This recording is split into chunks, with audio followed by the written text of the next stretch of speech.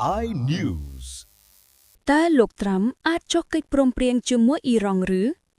វ៉ាស៊ីនតោនពីថ្ងៃនៅបន្ទាប់ពីគម្រាមកំទេចបណ្ដានផ្គត់ផ្គង់អគ្គិសនីរបស់អ៊ីរ៉ង់ប្រធានាធិបតីអាមេរិកលោកដូណាល់ត្រាំកាលពីថ្ងៃទី23ខែមិនិនាឆ្នាំ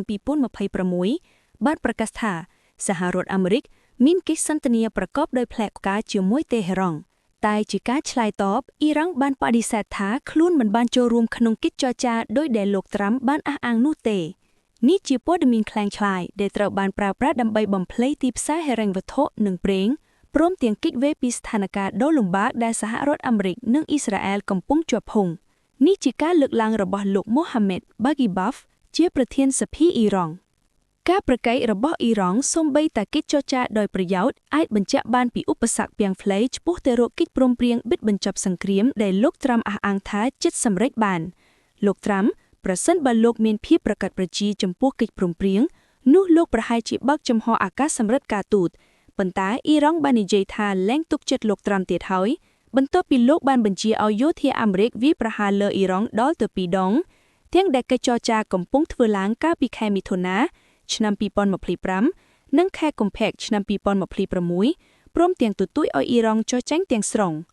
តើអ្វីដែលអ៊ីរ៉ង់អាចនឹងយល់ព្រម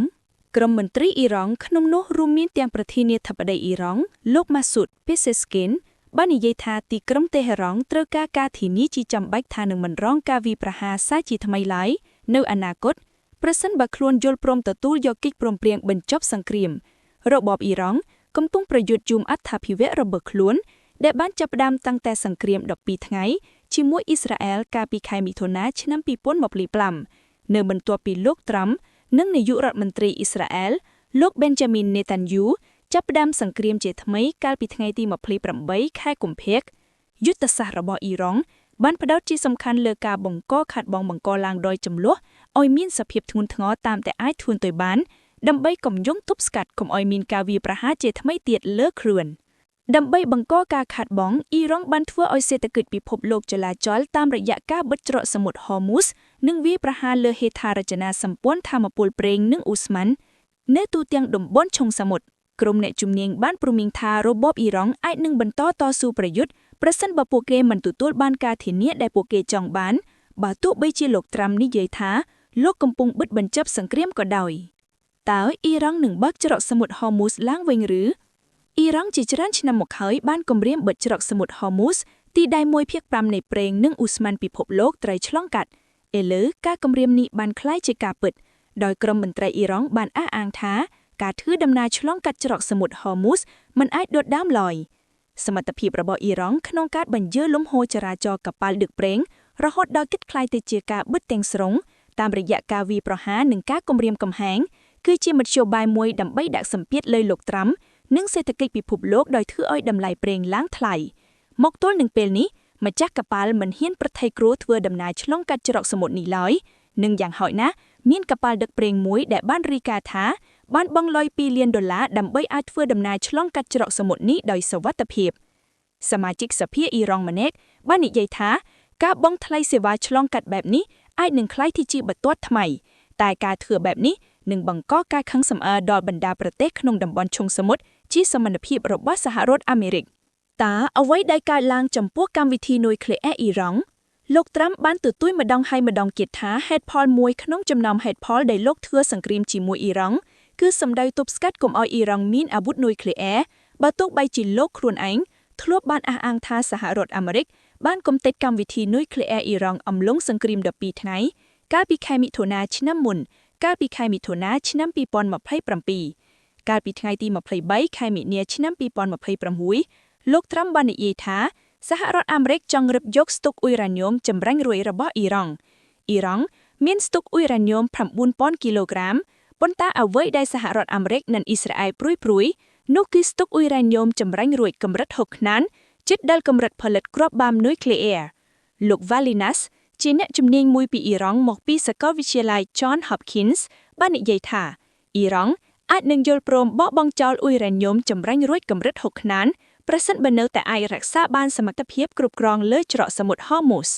តាមអ្នកជំនាញនេះតេហេរ៉ង់ជឿថាសមត្ថភាពរបស់វាក្នុងការបិទច្រកសមុទ្រនេះនឹងក្លាយទៅជាមធ្យោបាយកំយន្តទប់ស្កាត់ កុំឲ្យមានសង្គ្រាមផ្ទុះឡើងវិញជាថ្មីនិងព្រមពេលដែលមួយនេះវាក៏អាចផ្ដល់ចំណូលឲ្យអ៊ីរ៉ង់តាមរយៈការយកថ្លៃសេវាឆ្លងកាត់ពីកប៉ាល់នានានិងហើយជាអ្វីដែលកំពុងត្រូវបានពិភាក្សាក្នុងទីក្រុងតេហេរ៉ង់តើអ្វីដែលកើតឡើងចំពោះកម្មវិធីមីស៊ីលអ៊ីរ៉ង់លោកត្រាំបានទទូចម្ដងហើយម្ដងទៀតថាសហរដ្ឋអាមេរិកនឹងកំទេចមីស៊ីលអ៊ីរ៉ង់រួមទាំងឧស្សាហកម្មផលិតមីស៊ីលឲ្យរ៉ាប់ទៅដីកាលពី9ថ្ងៃមុននេះលោកត្រាំថែមទាំងអះអាងថា 100% នៃសមត្ថភាពយោធារបស់អ៊ីរ៉ង់ត្រូវបានកំទេចប៉ុន្តែរហូតមកទល់នឹងពេលនេះអ៊ីរ៉ង់នៅតែអាចបាញ់មីស៊ីលលើអ៊ីស្រាអែលនិងក្រុមប្រទេសឆុងសមុទ្រអ៊ីរ៉ង់កន្លងមកហើយបាននិយាយថា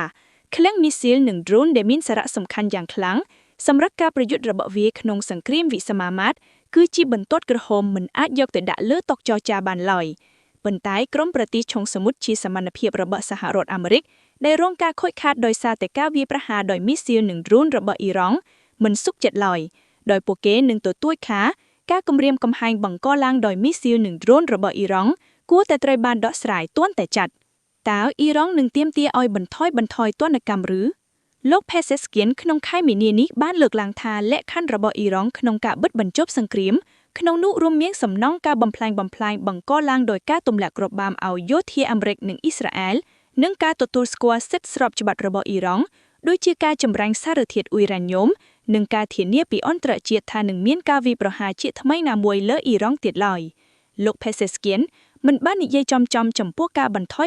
ទណ្ឌកម្មសេដ្ឋកិច្ចឡើយប៉ុន្តែការបន្ថយឬដកទណ្ឌកម្មនេះគឺជាការទាមទារដ៏សំខាន់អំឡុងកិច្ចចរចាជាច្រើនជុំកន្លងមកជាមួយសហរដ្ឋអាមេរិកពាក់ព័ន្ធនឹងកម្មវិធីនុយក្លេអ៊ែរអ៊ីរ៉ង់និងជាគន្លឹះដ៏សំខាន់ក្នុងការស្ដារសេដ្ឋកិច្ចអ៊ីរ៉ង់នៅក្រោយសង្គ្រាមបិទបញ្ចប់អ៊ីរ៉ង់នឹងត្រូវការលុយយ៉ាងសន្ធឹកសន្ធាប់ដើម្បីកសាងហេដ្ឋារចនានិងយោធារបស់វាឡើងវិញប៉ុន្តែលោកត្រាំមិនដែលធ្លាប់និយាយជាសាធារណៈអំពីគំនិតបន្ថយទណ្ឌកម្មសេដ្ឋកិច្ចលើរបបដឹកនាំអ៊ីរ៉ង់ដែលលោកចាត់ទុកថាជាប្រទេសជាប់លេខ1ក្នុងការគាំទ្រភារវៈនោះឡើយ។